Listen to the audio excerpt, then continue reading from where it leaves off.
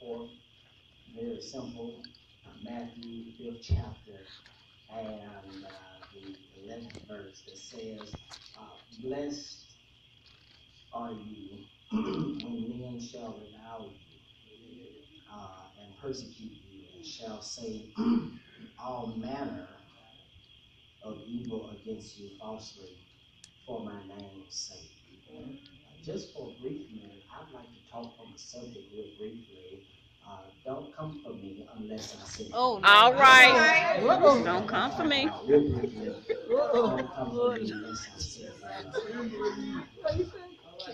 This cliche that has been brought forth definitely within this text. There's a cliche that has been brought forth within the last year or so that has transferred and moved beyond social media sites. All right. Within the voices and in the mouths of many. That is to be suggested not in an attitude manner, but if someone was to come to you in an abusive or abrupt manner, to try to discriminate or disrespect you in any kind of way falsely, there is a slogan that is to be suggested. Don't come for me unless I send you. Okay then. It is to suggest, watch this if you would, that unless I have had you on my mind, Okay. to suggest that you are worth thinking about, then you have no business being in my business. All right. Yeah, now. Watch this if you would. 2 Corinthians 14 and 32 tells us something that is very interesting when Paul writes that God is not the author of confusion, but He is it is for peace to, watch this, the saints of God. When Paul wrote that, he specifically says this, and that is that if there's any mess in church, you ought to find that there should be some peacemakers in church. Watch this, the scripture in Matthew 5 and 11, and I'm not going to deal with anyone else's scripture of such, but Matthew 5 and 11 specifically deals with something, and that is that many of us go through persecution. Now, I'm going to share something with you all for 5 people that would shout along with me, and I'll make number 6. And that is the first reason why your enemy should not come for you is because, watch this, I'm blessed. All right. Good now. Okay, help me. Don't go to sleep over real quick.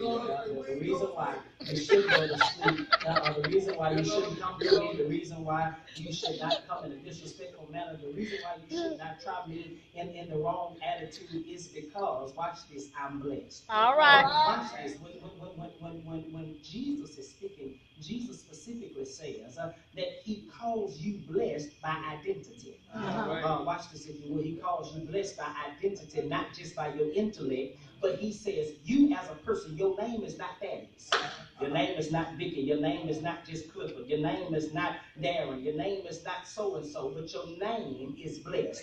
So if you don't mind, do me a favor, introduce yourself to your neighbor on the left or the right and say, neighbor, I'm blessed. I'm blessed. That's my name. My name is blessed. My name is blessed. You don't know it, but I'm trying to give you a reason to shout. He says, I'm blessed in the fields. I'm blessed on top of the hills. I'm blessed in the city. I'm blessed going in. I'm blessed going out.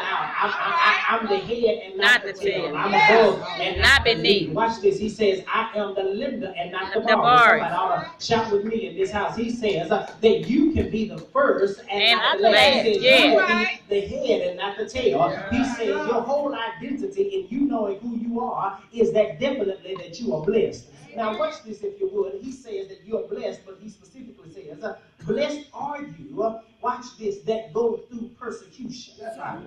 Now watch this if you would. When you look at the entire Beatitudes, because of course Jesus is teaching on the Mount, and watch this, the Sermon on the Mount dealing with the Beatitudes specifically says that before you do ministry, he says you need to have the right attitude. All right, now say it again. The reason why I know that is because this is the beginning of Matthew 5. But Matthew 4, you find that Jesus is just starting his ministry. In Matthew 4, you specifically see that Jesus had just got off a 40-day fast. Watch this, 40 days, 40 nights. The devil come to tempt him what he already have. And watch this, Jesus put them on pause and say, bro, man, don't come for me unless I send for you. Jesus tells him real quickly, he says, hold your brakes. He said, hold your horses for 1 minute. He says, what you're trying, this is for somebody that can shop, because the devil has been trying to tempt you on what it is that you don't have, because you know that you got a God that got everything. Watch this. Jesus says, while you're trying to tempt me on what I already got, let me put you in your place. Watch this. Right. See, let me tell you something. There's a lot of times that we as Christians become punkish because we allow people to take our meekness for weakness. Not punkish, watch this. Sometimes you got to put some folk in their place. See, some of y'all don't want to shout with me, and some of y'all don't want to get happy along with me, but I'm going to go ahead and tell it like it is. There's a sometime that when you go through persecution, he says you ought to be happy, cheerful. You ought to be grateful. Watch this, that your enemy had you on their mind. Come on.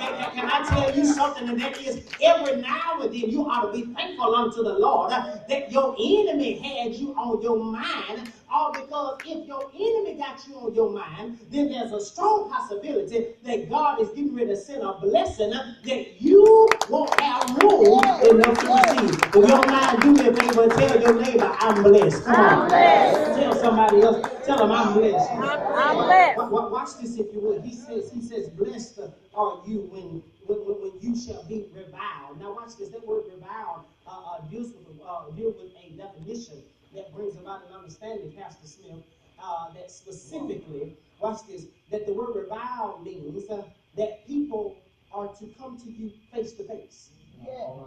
This is not behind your back. This is not private accusations. This is not the backdoor meetings. Watch this. This is in front of your face. All right. He says those that will revile you.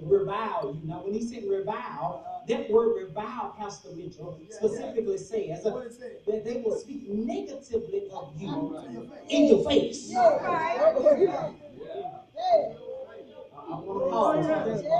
Somebody need to fix their hair right there. Somebody sweating. Somebody need to get some more glue, because I want to make sure that this stick with you real quick. Watch this, because he says that when they come to you in your face, you should not have the mentality to talk bad about them behind their back. When you look at this text, watch this, Pastor Mitchell, for the super duper saints in him, when you look at this text, you find that this text brings about an understanding of judgment as well. Watch this, when people judge you in a wrong, falsely manner, Jesus said that when they judge you, that for you to not judge lest you be judged in the same manner. Okay, some of y'all don't want to shout. So watch this. When they come to you with false accusations, Jesus says you got the right to tell them that you're out of order and judge them in the same account, simply because, watch this, God has covered you, because, watch this, for 5 folks that shout along with me, there's some stuff God didn't allow to get out. There's some trouble, there's some trials, there's some problems, there's some situations that you've gone through that God literally covered you so your enemy wouldn't find you. Watch this. He that dwelleth in the secret place of the Almighty shall abide under the shadow. God don't want to help me preaching here of the Almighty. You ought to be happy simply because that God covered you, and your enemy have no reason to try you in the wrong way. If you don't mind, do me a favor and say, neighbor, be careful how you treat me, because I'm blessed. Come on, tell them, be careful how you treat me, because your next blessing may be in my mouth. Your next blessing might be in my hand. Your next blessing might be when I pass you down the street and you broke down on the side of the road. Your next blessing might be in my possession. You better be careful how you treat me, and thank God, God ain't done with me yet. Yes, sir.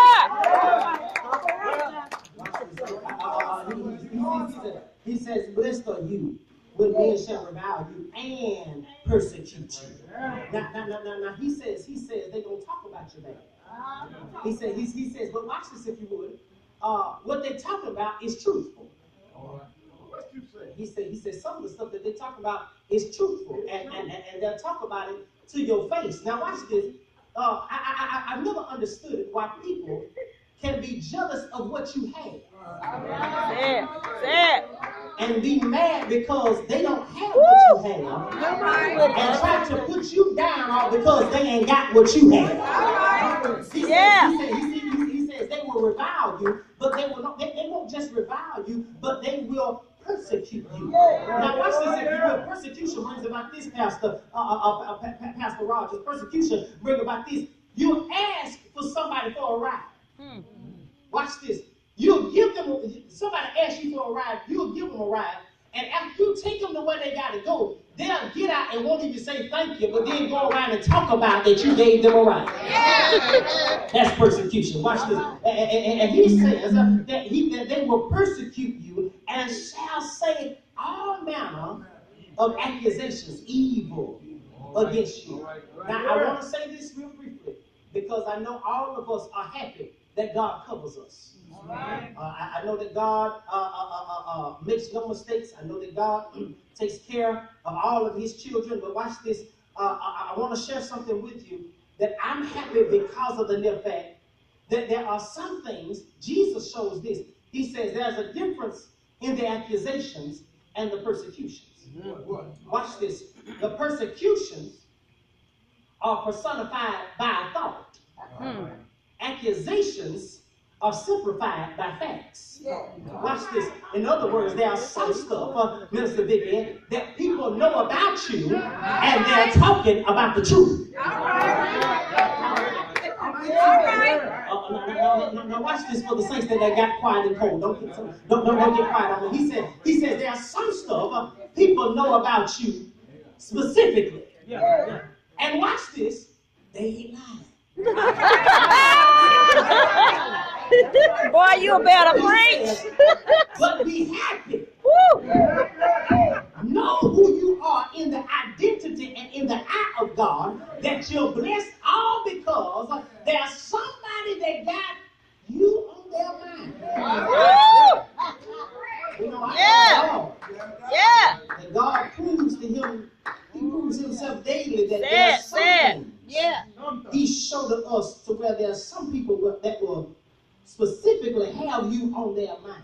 But watch this. He says, out of all the evil that is spoken, out of all the negativity that is brought forth, out of all the accusations that may be truthful, out of all the persecutions that may be premeditated, he says that all of this, all of the manner of evil that has been against you falsely, he says, for my sake.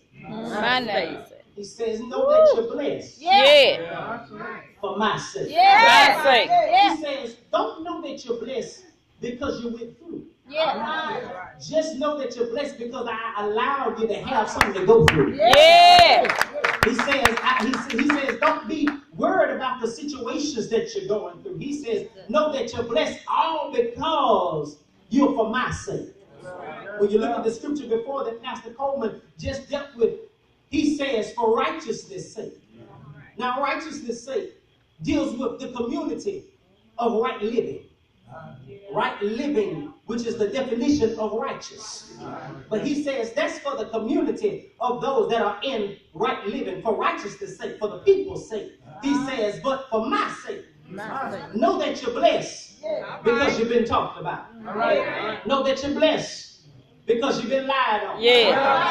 Know that you're blessed all because your enemy think highly of you. That when they wake up in the morning, My Lord. that they have a dose of Jesus. who you really are. Know that the Lord has allowed you to go through persecution, all because he wants you to realize that you're still blessed. And if you don't mind tonight, do me a favor and shake your Negro neighbor's hand and say, neighbor, I thank God that I am blessed. I thank God that I am blessed is because when you see me smiling, you really don't know that on the inside I got a frown upon my face. You don't know that on the inside I'm going through trouble and trials on every hand. You really don't know that when I try to do good, that evil is always present. But I thank God that when I go through persecution, that the Lord makes it His business to remind me that I am blessed. If you don't mind, real quick, tell your neighbor, tell him I thank God that I went through. Oh, that ain't the right neighbor. Find you somebody and say, neighbor, I thank God that I went through. I went through heartache. I went through a bad marriage. I went through losing a job. I went through filing for bankruptcy. Thank God I went through cancer. Went through a heart attack. Went through a stroke. Went through sugar diabetes. Is there anybody here know that you've been through? High five your neighbor and tell them I've been through. But I thank God that I went through. I didn't get stuck in it. Is there anybody here that can shout along with me that you get gone, that you made it out? Is there anybody here? Anybody here know that you're blessed tonight? Tell somebody I'm blessed coming in and I'm blessed coming out. I may go through, but when I go through, I'm going with Jesus. Do me a favor, and this is the last time. I'm the last preacher. You might as well go with me. Find you somebody that's sanctified. Find you somebody filled with the Holy Ghost. Shake that neighbor hand. Hold that neighbor's hand and say, neighbor, you don't know all that I've gone through. Tell them you don't know the tears I had to shed. But tell them, neighbor, I got good news. We've been made endure one night, but Joe will. Joe will. Joe will come in the morning. Is there anybody here know that you're blessed? Shake about 3 people's hand and tell them I'm blessed.